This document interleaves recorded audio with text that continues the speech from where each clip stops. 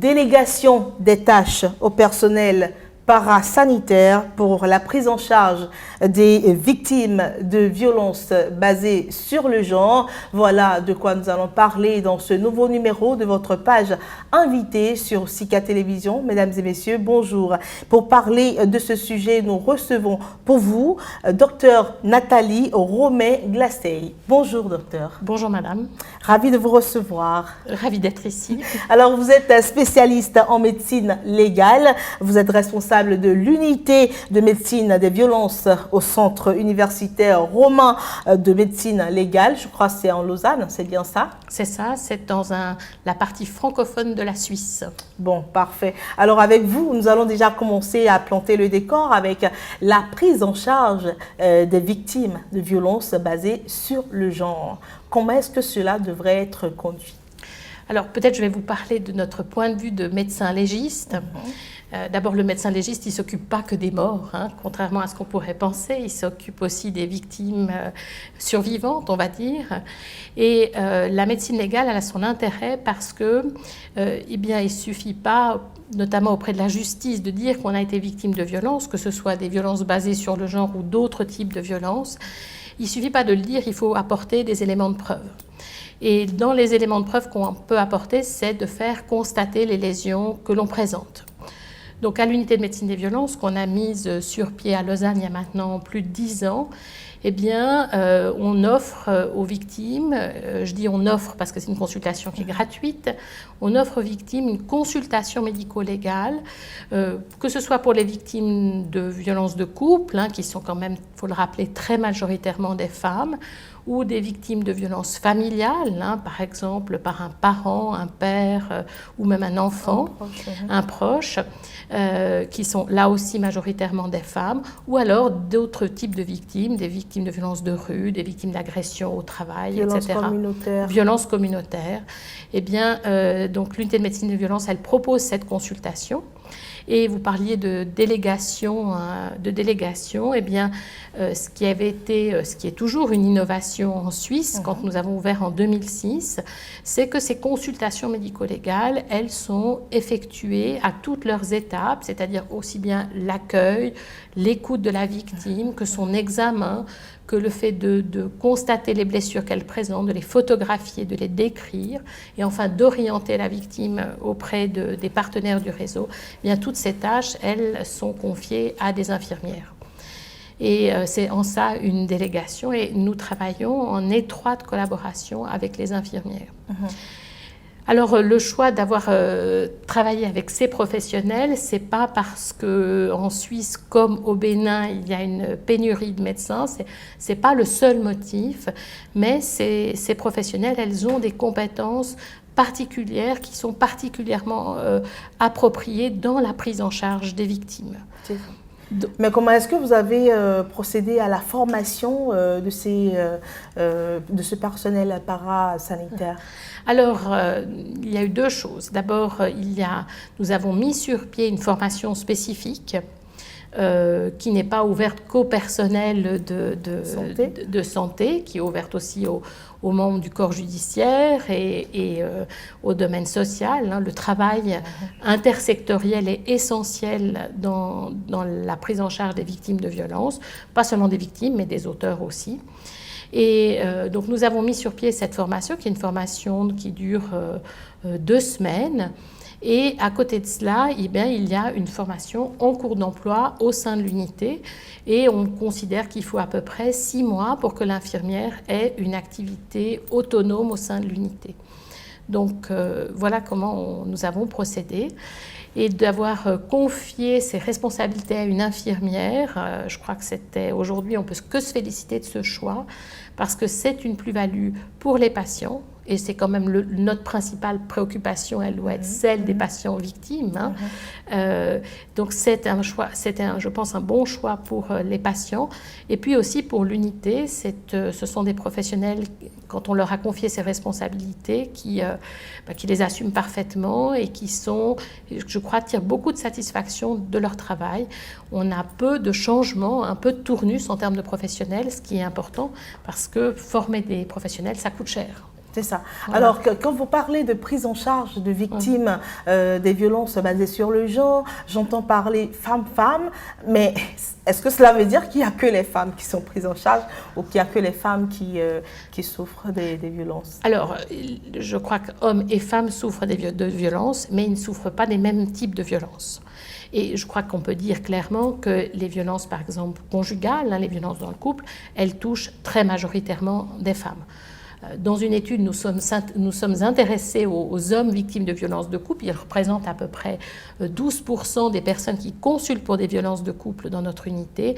Mais la violence dans le couple, elle touche très majoritairement les femmes. Et je crois que c'est important de le redire. Je veux dire, hommes et femmes peuvent être victimes de violences. Ils souffrent tous deux de violences, mais pas des mêmes violences. Les hommes, en tous les cas dans notre pays, mais je pense que c'est dans la plupart des pays, ils souffrent plus de violences communautaires, des violences de rue, les violences, je vous l'ai dit, ça peut être particulièrement les violences de rue. Ça, c'est ce dont souffrent les hommes. Et aussi, et on n'en parle pas parce que là on parle d'adultes, mais la maltraitance infantile, elle touche les garçons comme les filles. C'est ça. Et la violence est aussi, il faut le rappeler quand même, un problème de santé. De santé, absolument. Et quand on parle de violence, de prise en charge de victimes de violences basées sur le genre, est-ce que vous ne pensez pas qu'il est important aussi de prendre en charge les auteurs de ces violences-là, quelque part? Alors bien sûr, je crois que c'est important.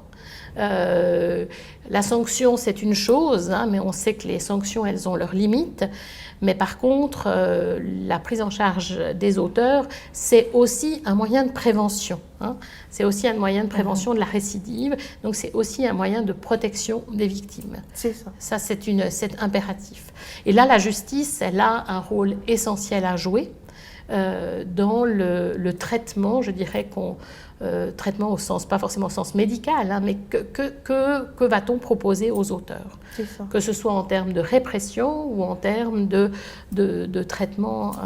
Ça, je crois que la justice, elle a un rôle essentiel à jouer. Alors, docteur Nathalie Romain-Glacé, voilà, vous avez sorti également de nombreuses publications sur les violences communautaires, les violences de couple. Est-ce qu'il y a des cas particuliers qui vous ont accroché? Alors écoutez, ça fait 10 ans que nous travaillons dans le domaine. Je dirais que la violence de couple, je parle aussi au nom des collaborateurs, c'est quelque chose qui nous touche beaucoup, et notamment en pensant aux enfants qui vivent dans des foyers où il y a de la violence de couple.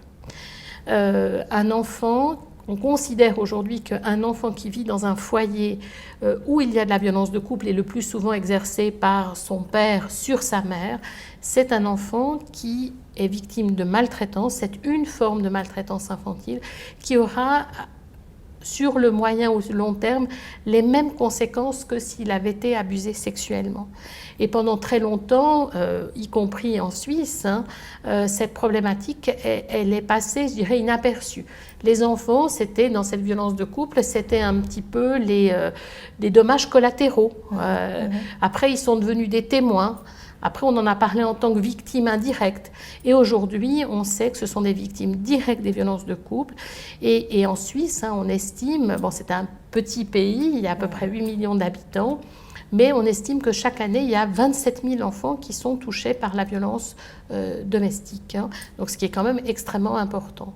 Donc, je crois qu'il faut vraiment mettre beaucoup d'énergie dans la prévention de cette forme de violence. C'est ce qui va aussi déterminer l'avenir. Alors, vous êtes en partenariat avec des experts nationaux, je veux dire béninois. Les réflexions, comment est-ce que les expériences du côté de la Suisse peuvent influencer ou peuvent aider à améliorer également la gestion des cas de violence basés sur le genre ici? Alors, l'idée, c'était de présenter notre expérience, d'en discuter avec les acteurs locaux. Ce que je trouve très intéressant, c'est que finalement, nous sommes confrontés aux mêmes difficultés. hein. Et que peut-être si on peut, notre partage d'expérience, c'est si on peut mettre en garde peut-être les acteurs béninois sur des erreurs que nous avons commises, eh bien ça pourrait être utile, peut-être que ça pourrait être utile. Et puis nous avons créé des liens avec Médecins du Monde, hein, les actions qui sont menées par des Médecins du Monde, et dans nos discussions, il est clair que nous espérons poursuivre ces collaborations, partager nos expériences.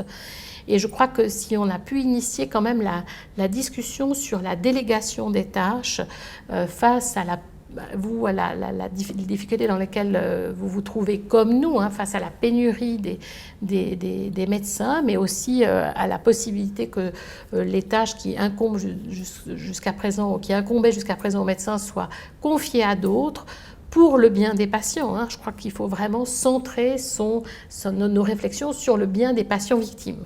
C'est ça. Hein, c'est pas le centre de la réflexion, il ne doit pas porter sur les professionnels, il doit porter sur les patients victimes.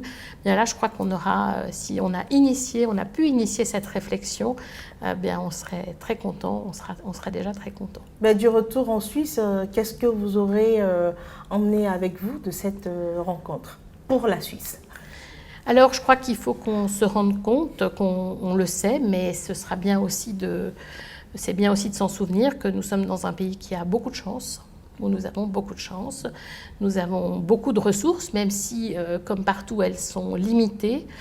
Et je trouve que les efforts qui sont consentis ici, je pense que ça nous donne aussi une certaine humilité. On doit garder une certaine humilité.